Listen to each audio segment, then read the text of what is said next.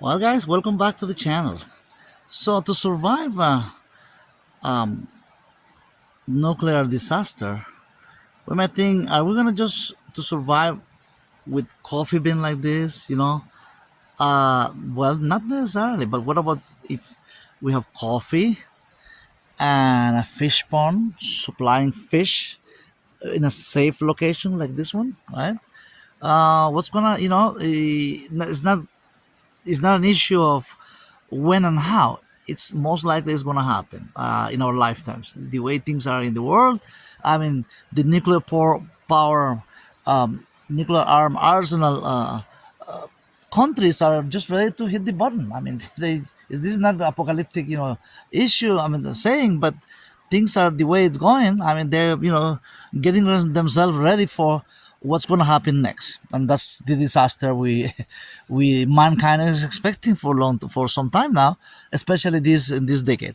But what's going to happen, guys? Is it possible to survive for those of us who are not? Who are not able, not don't have the budget to hide in the middle of the uh, 1,000 feet below the Nevada desert, where the elite, of course, they're buying the 10 million, $10 million apartment down below, 1,000 feet below the earth, with all kinds of supplies, storage, storing their supplies for 6 months, they say, for a year. Who knows? I mean, depends how much you pay, right? How much people are paying for those. But the price range is all the 10 million or more last time I checked. It's real. They have some information that some people have taken some you know videos, but not it's not their secret location. They're not saying exact what location is, but they have shown what kind of they're storing all kinds of things, oxygen, clean oxygen to survive, uh, like a supply groceries that can be frozen area. I mean, all kinds of facilities with modern equipment, modern to be able to survive another year without coming on top, to the surface of the earth. But for those of us, the rest of us, can you really in Central America survive? Well, that's one of the issues. Not just with coffee, right? But what about the fish pond here? I'm gonna explain why.